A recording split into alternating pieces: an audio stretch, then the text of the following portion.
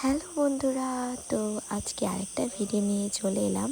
তো আজকে বানিয়েছিলাম রুই মাছের মশলা কারি। তো চলো দেখে নাও আমি কিভাবে বানালাম। তো আমি এখানে নিয়েছি 6 পিস রুই মাছ, আর শুকনো লঙ্কা, কাঁচা লঙ্কা, আর দুটো পেঁয়াজ আমি কুচি করে নিয়েছি। একটা পেঁয়াজ আমি বেটে দিয়েছি আর একটা ফোড়নে দিয়েছি, আর নিয়েছি এখানে টমেটো। তো টমেটো আমি এখানে একটা টমেটো নিয়েছি। তো দেখো আমি এখানে কী কী দিচ্ছি।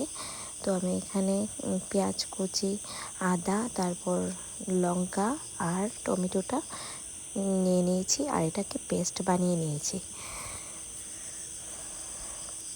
তো আমি দেখো কড়াইতে তেল দিয়ে দিলাম, আর মাছগুলোকে লবণ হলুদ দিয়ে মেখে তারপর এখন ভালো করে একটু এপিট ওপিট লাল করে ভেজে নেব।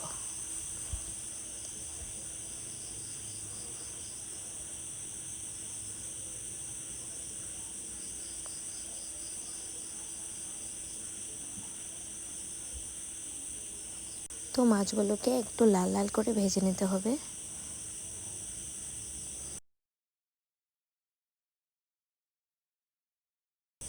তো দেখো আমার মাছ ভাজা কমপ্লিট। তো আমি এখন মাছ ভাজাগুলো নামিয়ে নেব। তো মাছ ভাজার কড়াইয়ের মধ্যে আমি আরেকটু তেল দিয়ে দিলাম, আর এখানে আমি ফোড়ন দিচ্ছি পেঁয়াজ কুচি। তো পেঁয়াজগুলোকে আমি লাল লাল করে ভেজে নেব, আর এখানে দিয়ে দিচ্ছি করে রাখা পেঁয়াজটা আমি এখানে ঢেলে দিলাম। এখন ভালো করে একটু নেড়ে চেড়ে তারপর কষাবো। তো একটু কষিয়ে নিলাম। তো এখন দিয়ে দিচ্ছি গুঁড়া লঙ্কা আর জিরে গুঁড়ো, হলুদ আর নুন।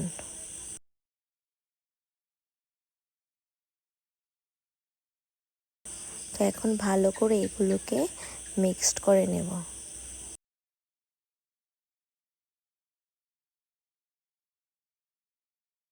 তেল ছেড়ে আসছে, তো এখন জল দিয়ে দেব।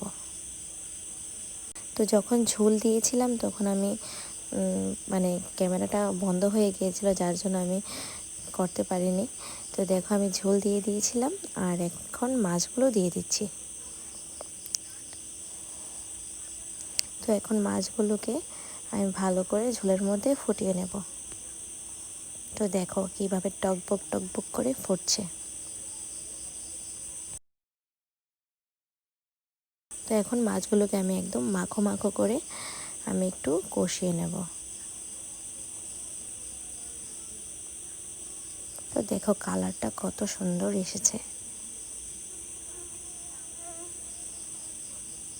তো দেখো আমার তরকারি হয়ে গেছে। যারা ধনেপাতা খাও তারা ধনেপাতা দিতে পারো। তো আমার ঘরে ধনেপাতা ছিল না, তার জন্য আমি দেইনি। তো দেখো তরকারিটা কতটা সুন্দর হয়েছে, আর খেতেও খুব ভালো হয়েছিল। তো ভিডিওটা কেমন লাগলো আমাকে কমেন্ট করে জানাবে কিন্তু, আর ভালো লাগলে লাইক করে দিও।